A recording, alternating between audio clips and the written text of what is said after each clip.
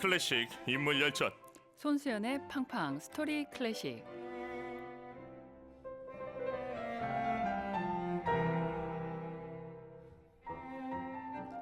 전국 중고등학교 영어 듣기 평가로 정경의 클래식 2부 조금 늦게 출발합니다. 사랑하며 알게 되고 알게 되면 들립니다. 클래식 음악사의 한 획을 그은 특별한 연주자와의 만남. 드라마틱한 삶을 살았던 음악가의 인생과 음악 이야기가 있습니다.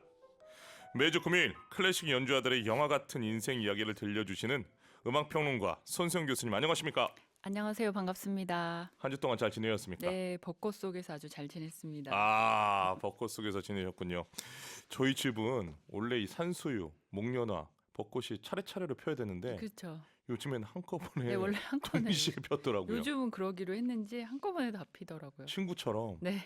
깜짝깜짝 놀랄 때가 제가 많습니다. 네. 자, 오늘 만나게 될 인물 누굽니까? 네, 우리나라 성악가 베이스 바리톤 오현명입니다. 저는 오연명 선생님 하면 뭐니 해도 명태가 그렇죠. 머릿속에 꽉 각인되어 있습니다. 팡팡 스토리 클래식에서 소개하는 첫 번째 대한민국 연주자 아닙니까?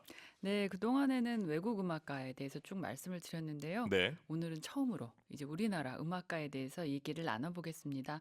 한국인의 성악가라고 불리는 베이스 바리톤 오현명입니다. 저희가 이제 다른 외국 음악가는 뭐 누구 이렇게 그냥 이름으로 부를 수 있는데 네. 오현명 선생님은 제가 학생 때도 현역에 계셨던 분이어서 제가 이렇게 그냥 오현명이라고만 자꾸 하니까 좀 뭔가 굉장히 버릇이 없어지는 것 같지만 외람되지만 선생님의 성함을 이제 부르면서 이야기를 하겠습니다. 네. 오현명은 우리나라의 2세대 성악가 또 1세대 성악가의 끝, 2세대 성악가의 맨 앞줄에 있는 인물입니다. 잘 아시다시피 굉장히 정감이 있고 또 중후한 음색으로 한국인의 정서를 잘 노래한 성악가입니다. 특히 한국 가곡에 대한 관심이 깊어서 우리 가곡 대중화에 큰 기여를 했습니다. 오늘은 그래서 특별히 이 봄을 맞아서 한국 가곡 특집으로 여러분들께 많은 한국 가곡을 들려드리겠습니다. 기대가 됩니다.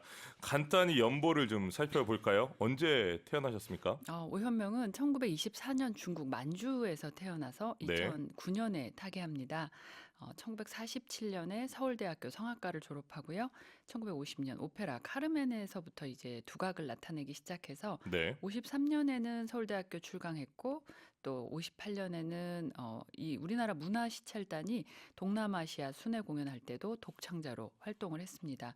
그리고 또 62년 안익태가 주최했던 국제음악제에서 오페라 피델리오에서 출연을 했습니다. 독일 네. 성악가들하고 함께요. 네. 그리고 또 1964년부터 83년까지 거의 20년 동안 국립오페라단 단장으로 있으면서 오페라의 연출가로서도 인정을 받습니다. 그래서 다양한 공연을 많이 하게 되고요. 또 학교에서는 1964년서부터 은퇴할 때까지 한양대학교 성악과의 교수로 있게 됩니다. 그 1964년부터 83년까지 국립오페라단 단장으로 계셨는데 네네. 1974년 타이페이에서 합작 토스카 네네. 직접 출연을 하셨네요. 네, 계속 오페라 무대에 예. 현역 성악가로 출연도 하시고 오페라 단장 역할도 하시고 또 오페라 연출도 하시고 정말 뭐 1인 다역으로 다양한 활동을 하셨던 것 같습니다. 와, 1973년에는 한양대학교 음악대 학장도 하시고 네네네네. 연출가, 행정가, 성악가, 네, 뭐 기획자. 교육자, 네, 많은 역할을 와, 하셨죠. 그 태어난 연도를 보니까 일제 강점기에 태어났습니다. 네, 고생을 좀 하셨겠는데요. 일제 강점기에 태어난 데다가 특히 이제 2세대 1920년대에 태어나신 분들이 진짜 우리나라 현대사의 어떤 질곡을 정말 한 몸으로 겪으신 분들인데요. 오현명도 이제 그 중에 한 사람입니다. 네. 오현명의 집안은 원래 이북이죠. 평안북도 철산에서 대대로 살아왔다가 아버지 때부터 만주로 이주를 하게 됩니다. 그래서 만주 무순에서 자파 도소매업을 하던 집안의 막내 아들로 성장을 했는데요. 만주에서 오현명은 또 교회에서 음악을 알게 되고요. 그러니까 교회를 오랫동안 독실하게 다녔던 그런 신자 집안이었던 것 같아요. 그랬는데 이제 일제에 의해서 강제 징집을 당하고요. 또 근데 천운인지 전쟁에 참여하기 전에 부상을 입어 가지고 전투에는 참여하지 못하다가 해방을 맞이하면서 그대로 서울로 돌아오게 됩니다. 아, 네. 그리고 또 혈혈단신으로 그러니까 서울에 들어왔잖아요. 본인 고향이나 뭐 가족들은 모두 만주에 있다고 생각을 했는데 자기만 이제 귀한 장병으로 서울로 돌아왔는데 사실은 이때 가족들도 서울로 돌아왔었다고 해요. 아, 근데 이제 그래요? 몰랐었죠. 그래서 그때 연락할 방법도 없었고 음, 그랬기 때문에 그래서 귀한 장병을 위한 그런 임시 수용소에서 정말 막막하게 지내다가 우리나라의 최초의 교향악단인 고려교향악단에서 합창단을 뽑는다. 그걸 보고서는 시험에 응시하게 됩니다. 네. 근데 그때 진짜 해방 후에 너무 혼란하는 상황이어서 그랬는지 원서를 내고 시험을 보러 갔더니 갑자기 재정 상태가 나쁘니까 사람 안 뽑기로 했다고 다 돌아가라고 얘기를 했다는 거예요. 그래서 그날 모였던 사람들이 막 화를 내면서 네. 네, 돌아가고 오연명도 이제 너무 실망을 해가지고 돌아가고 있는데 갑자기 그때 그 고려 교향악단의 총무였던 김생녀, 그러니까 아까 그 일부에서 교수님께서 그 피아니스트 백건우를 발탁했던 해군 교향악단의 지휘자. 지휘자 김생녀 가 그 당시에는 이제 총무로 있었습니다. 네. 그런데 갑자기 나오더니 오현명이 누구냐 이 중에서 그래서 이제 나다 이렇게 얘기를 하니까 무슨 글씨를 이렇게 고딕체로 잘 쓰냐. 너무나 서류를 잘 만든다. 우리 섬으로 일해주지 않겠느냐. 예, 어, 그런 제안을 하고 이제 일이 너무 필요했잖아요. 뭐가 됐든지. 그러니까 그리고 이제 교향악단에서 숙식을 해라. 이렇게 되면서 그럼 좋다고 하게 되면서 이제 그 음악하고 다시 한번 인연을 맺게 됩니다. 교향악단과의 인연을 노래가 아니라 네, 연주자가 아니라 서무. 글씨로. 그 당시에는 와. 뭐 우리 요즘같이 컴퓨터가 있는 게 아니니까 글씨 네. 잘 쓰는 사람, 뭐 이렇게 정서하고 이런 분들이 되게 중요했잖아요. 그래서 그런 분으로 뽑혀가지고 들어가시게 됐다고 합니다. 아, 흥미롭습니다. 이렇게 교향악단과 인연을 이런 식으로 맺었다는 사실을 저는 오늘 처음 알았습니다. 자, 성악인의 길에 들어선 과정은 참 소설 같은데 이 결과가 정말 대단하지 않습니까? 그 결과에 대해서 좀 말씀해 주십시오. 네, 정말 어떻게 보면 좀 너무나 서글픈 얘기죠. 우리나라 현대사의 어떤 아픈 단면인데 어찌됐거나 그 만주에서 해방 또 징집당하고 서울로 들어와서는 또 교향악단에 합창단 시험 보러 갔다 섬으로 뽑혀가지고 근데 사실은 거기서 이제 일을 하고 있는데 음성이 좋다는 건 소문이 났었던 것 같아요.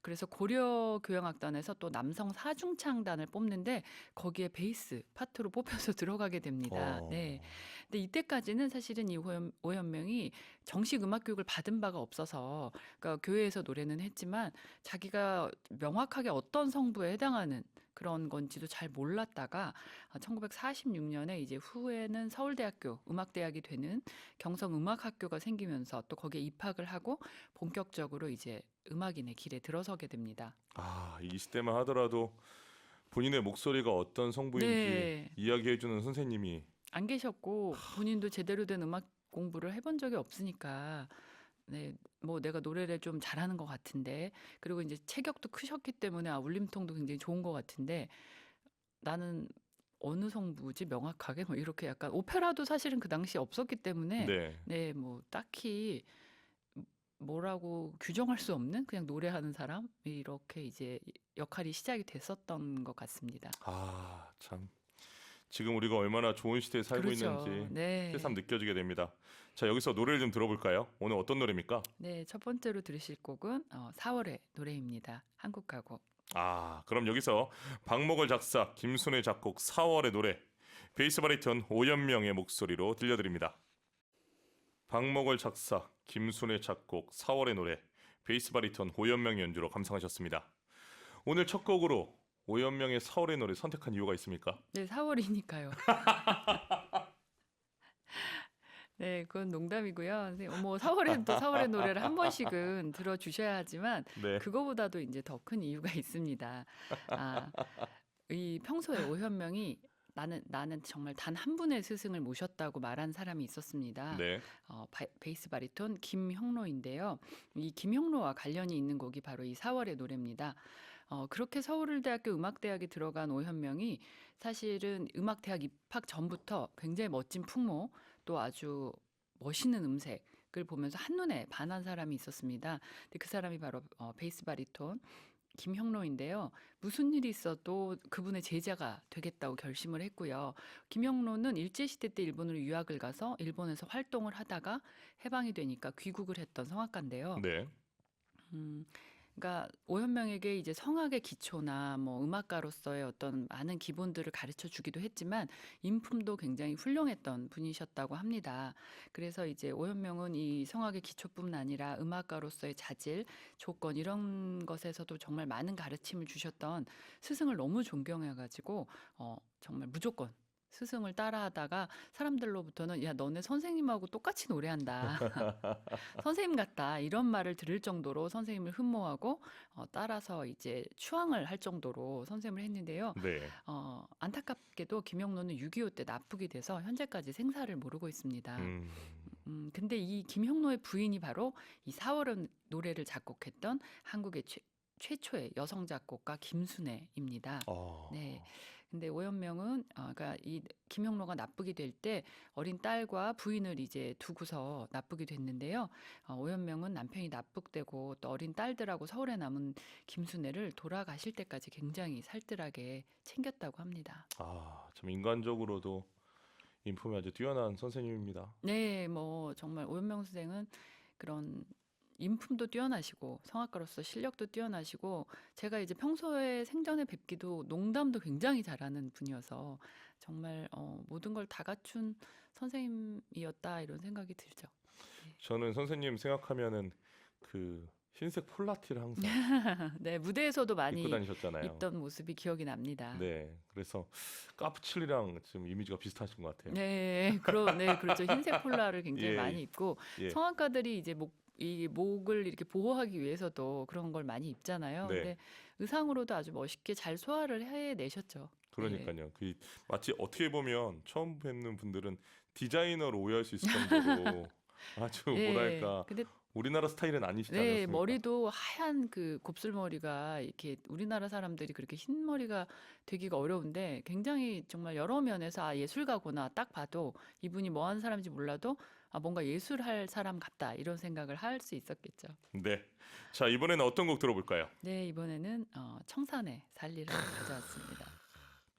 그야말로 대표곡 중 하나죠. 그렇죠. 자, 김현준 작사 작곡 청산의 살리라 베이스 바리톤 오연명의 목소리로 들려드립니다. 김현준 작사 작곡 청산의 살리라 베이스 바리톤 오연명의 연주로 감상하셨습니다. 그때 당시에 이 활동을 해서 그런가요? 대중의 사랑도 정말 크게 받았던 성악가 아닙니까? 그 당시에는 한국 가곡, 우리 가곡이 굉장히 대중들한테 사랑을 많이 받았고 활성화돼 있었죠. 그렇죠. 그리고 네. 정말 뭐 TV 방송국도 몇 개 없었지만 공중파 방송에서 이 가곡 프로그램이 따로 있었던 혹시 기억나시죠? 이런 유명한 성악가 분들이 이렇게 지금 뮤직비디오처럼 바바리 같은 걸 입고서 강가를 막 걸어가면서 한국 가곡을 부르시고 막 했던 그런 프로가 이제 메인 프로에 나올 정도로 길거리를 걸어 다녀도 네. 라디오로 한국 가곡이 많이 들렸습니다. 네, 많이 들렸어요. 네. 굉장히 한국인의 애창곡들이 네. 한국 가곡이 굉장히 많아서 이제 그거를 어떤 활성화에 기여하신 사람 중에 한 명이 이 오현명이라고 생각을 합니다. 오현명은 사실 노래 나그네라는 별칭으로도 불리고 또 네. 노래 시인이라는 이름으로도 불리는데요. 또 2000년에는 작곡가, 성악가 100명이 뽑은 최고의 한국 성악가 중에 와. 한 사람으로 뽑혔습니다. 그래서 이에 대해서 오연명이 본인이 이런 과분한 칭호를 얻거나 과분한 자리에 뽑히게 된 이유 중에 하나는 어떤 노랫말, 그러니까 가사에 대한 어떤 남다른 자세 때문이 아닌가 이렇게 말씀을 했는데요.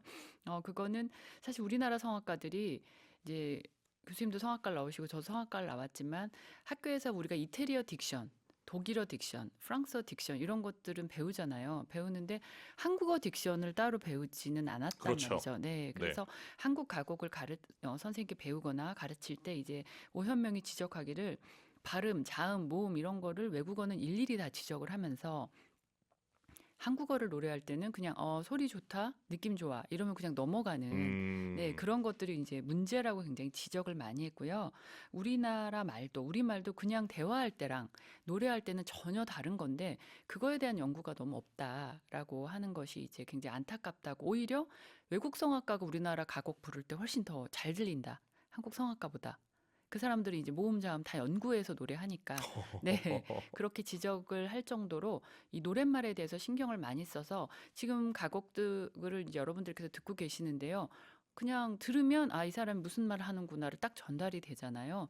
예, 그런 것들이 굉장히 뭔가 한국 가곡을 대중에게 사랑을 받고 또 성악가들이 한국 가곡을 많이 하게 하는데 크게 기여했다는 생각을 합니다. 아, 그렇군요. 참 좀 찔리는 부분인데 외국 사람들이 우리나라 딕션을 네, 공부를 더 많이 해서 발음이 정확하다.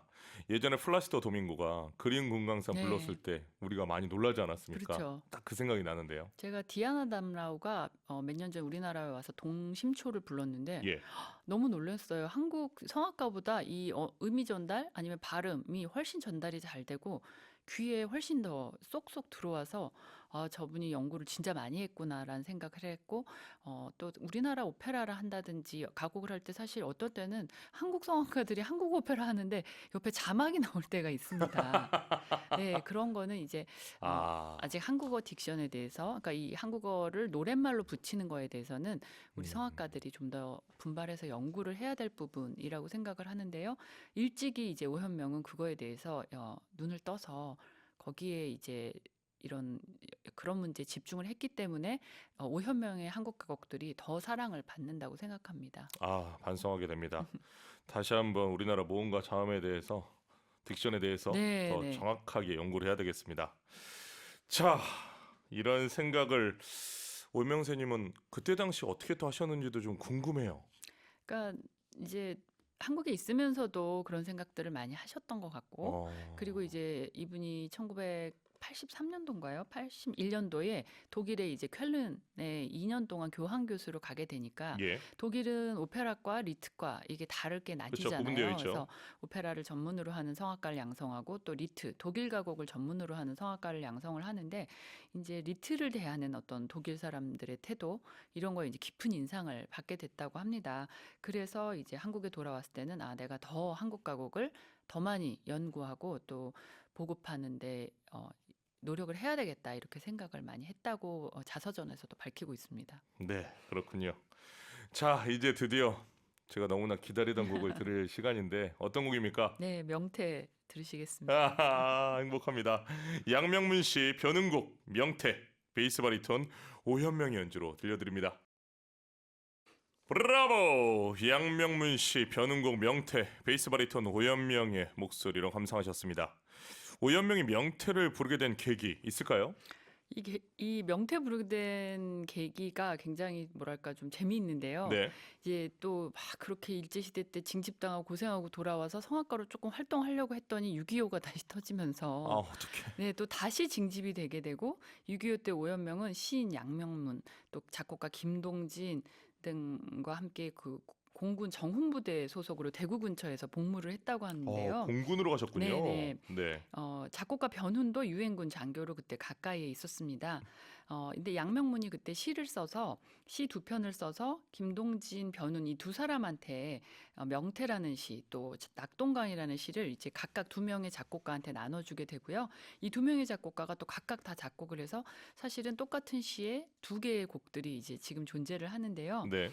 변훈이 이 명태를 오현명에게 줘서 이걸 좀 불러봐라 하니까 1952년 부산 공연에서 이 노래를 초연합니다. 예. 그런데 이게 초연이 딱 되고 나니까 명태 그게 노래냐라는 그런 비평이 어, 다음 날 신문에 실리게 됩니다. 그때 당시엔 혁신적이죠. 이것도 노래라고 작곡을 했느냐. 네, 그래서 이제 사실 그 당시의 관객들은 지금도 좀 그렇지만 한국 가곡이다 이러면 홍남파류의 어떤 음. 굉장히 애상적이고 뭔가 서정적인. 예, 비감이 어려 있고 막 네네. 이런 곡들을 생각하는데 이 곡은 뭔가 멜로디도 특이한데다가 가사도 되게 이상하잖아요. 그래서 이런 곡이 어떻게 그리고 이제 이게 오현명의 목소리랑 지금은 정말 가장 잘 맞는 그런 조화를 이루지만 그 당시에는 이 오현명의 이런 음색이나 목소리 때문에 이 노래가 더 희한하게 들렸을 수도 있을 것 같아요. 어허. 그렇죠? 그래서 이건 왜냐하면 그 오현명이 그 당시 이 노래를 정말 해석을 잘했다고 봅니다. 이 노래의 어떤 정서를 가장 잘 살렸다고 보지만 그 당시 관객들한테는 잘 살렸기 때문에 더 이상하게 들렸다 이렇게 볼 수 있어서 재밌는 거는 이 변훈이 그날의 그 신문의 비평을 듣고는 너무 실망해가지고 작곡가를 그만둬버리고 제주도로 여고의 연대 정외과 출신이었었거든요. 그래서 제주도에 있는 여고의 영어 선생님으로 가버립니다. 이 작곡가를 그만두고. 네, 근데 또 그러고 나서는 외교관으로 나서게 됩니다. 더 이상 이제 직업 작곡가를 하지 않겠다라고 생각하고. 네. 근데 또 변훈이 그 당시에 제주도 가서 작곡한 것이 그 우리 가곡 떠나가는 배. 떠나가는 배. 네, 그것도 제주도에서 나오게 되고요. 근데 어찌됐거나 명태는 그렇게 거의 한 10년 가까이 사장이 되어 있다가 1964년 10월에 서울 시민회관에서 있었던 대학생을 위한 대음악회에서 오현명이 다시 연주를 하게 되는데 네. 그때 아주 폭발적인 인기, 그러니까 아마 시대 감성을 너무 앞서갔었던 것 같아요. 그래서 인기를 얻게 되고 대히트를 하고 또 이 변훈도 외교관 하다가 돌아와 보니까 자기 노래가 너무나 유명해진 것을 보게 됐고 또 오현명도 자신이 말하기를 처음에 받았을 때는 도대체 무슨 노래가 이래 이렇게 생각을 했다가 자꾸 불러보니까 이 노래가 이렇게 인기를 끌게 됐던 거는 이 노래에 깃들어 있던 한국인의 어떤 익살 그리고 어떤 자조 섞인 한숨이 섞인 그런 재치 이런 것들이 있었기 때문에 나도 좋아하게 되고 한국인들도 사랑을 하게 된 게 아닌가 이렇게 생각을 한다고 밝혔습니다. 재밌습니다. 그래도 변훈 선생님은 그 비제보다는 나은 것 같아요. 그렇죠. 예, 조르조 네. 비제는 지금 전 세계에서 가장 많이 공연된 오페라가 카르멘인데, 그렇죠. 세계 1위죠. 예, 카르멘의 성공을 보지 못하고 죽지 않았습니까? 보지도 못하고 너무 실망한 나머지 이제 결국은 심장병이 도져가지고 예. 일찍 세상을 떠났으니까 자신의 성공을 보지 못하고 떠났다 이렇게 보게 되겠죠. 야, 참 우리 작곡가 선생님들은 처음에 곡이 잘 안 떠도 실망 안 하셔도 될 것 같습니다. 네, 이런 영광스러운 날이 오게 됩니다. 와, 오늘 드디어 대한민국의 음악가 또 이 성악가 베이스 바리톤 오현명 소개해 주셨는데요. 좀 자주 좀 한국 사람 소개해 주시면 안 네, 됩니까? 그러려고 합니다. 그리고 제가 처음에 이제 오현명 선생님 조사할 때는 사실 외국 막 성악가들은 너무 드라마틱한 스토리가 많은데 네. 우리나라 선생님들은 굉장히 밋밋하시다고 생각이 됐어요, 상대적으로. 그래서 제가 원로 성악가 선생님한테 상대적으로 좀 밋밋하네요. 뭐 마리아 칼라스나 스테파노 같은 사람에 비해서 그랬더니 그 원로 성악가가 웃으시면서 말을 안 해서 그렇지 우리도 만만치 않아 이렇게 얘기를 하셨어요. 우리 정서에는 그런 걸 다 밝히는 게 안 돼서 그랬지. 그래서 제가 그런 그분들의 뒤에 숨어 있는 열정 그런 것들을 좀 잘 찾아내서 다음 기회에 또 가져오도록 하겠습니다. 저는 마리아 칼라스에 뒤지지 않는다고 생각합니다. 네. 오늘 스토리도 얼마나 드라마틱합니까? 굉장히 드라마틱하죠. 네, 일단은 교향악단을 그 서기로 들어갔다는 것부터 시작해서 마지막 명태까지 변훈 선생님까지 도와주시는 것 같습니다. 오늘 만난 음악가 잊지 못할 것 같습니다. 앞으로도 기대하고 다음 주 혹시 스포 됩니까? 네, 다음 주에는 바이올리니스트 야사 하이패치에 대해서 다루겠습니다. 하이패츠 네, 다시 가는군요. 네, 다시 서양으로 출발합니다. 알겠습니다. 한 주 동안 건강하시고 감기 조심하십시오. 네, 다음 주에 뵙겠습니다. 감사합니다. 감사합니다. 오늘 손수연의 팡팡 스토리 클래식 베이스 바리톤 오현명의 인생 스토리와 함께했습니다.